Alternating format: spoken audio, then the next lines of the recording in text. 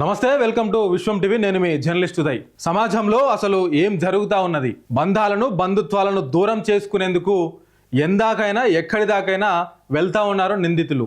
తాము అనుకున్నటువంటి పని నెరవేర్చుకోవడానికి ఈ బంధాలను బంధుత్వాలను ఏవి కూడా లెక్క చేయడం లేదు.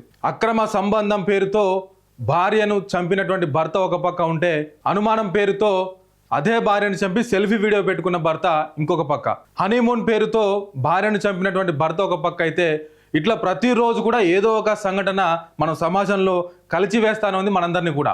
సో కానీ ఇంకొక అడుగు ముందుకేసి తను అనుకున్న లక్ష్యం నెరవేరలేదని, తను అనుకున్న పని నెగ్గడం లేదని చెప్పేసి తల్లిదండ్రులనే కడతీర్చింది ఇప్పుడు చూడబోయే మహిళ.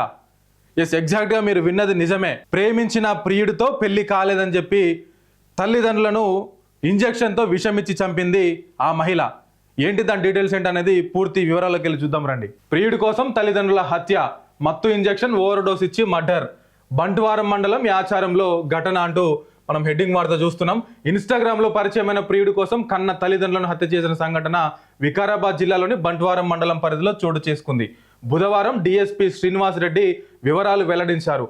యాచారం గ్రామానికి చెందిన భార్యాభర్తలు నక్కలి దశరథ, నక్కలి లక్ష్మి అనుమానాస్పద స్థితిలో మృతి చెందారని ఆదివారం కుమారుడు నక్కల అశోక్ పోలీసులకు ఫిర్యాదు చేశాడు.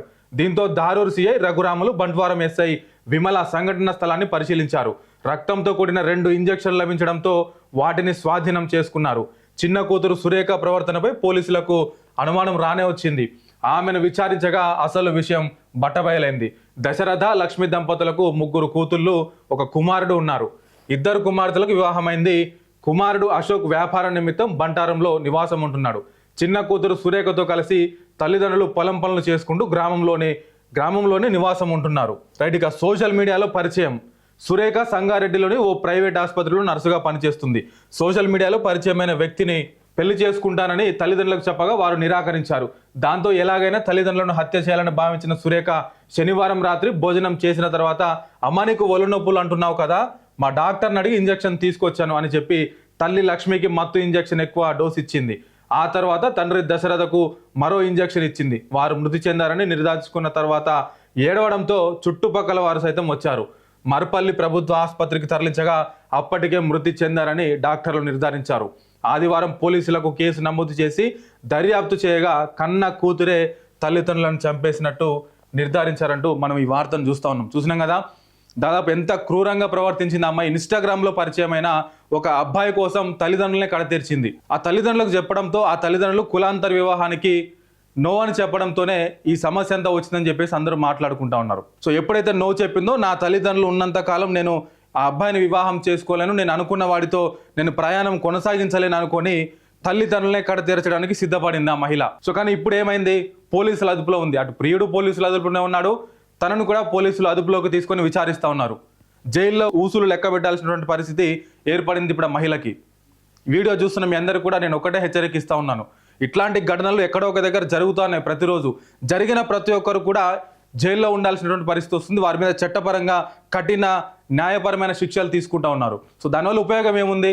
మీరు అనుకున్న లక్ష్యం నెరవేరట్లేదు, ఇంకో పక్క మీ బంధుత్వాలు సైతం అక్కడ దెబ్బతినే పరిస్థితి వస్తూ ఉన్నది. సో ఇట్లాంటి ఘటనలు అనేది చూడడం ఎంతైనా దారుణ విషయం అసలు. సో ఆ మహిళని ఇప్పుడు పోలీసులు అదుపులో ఉంచారు.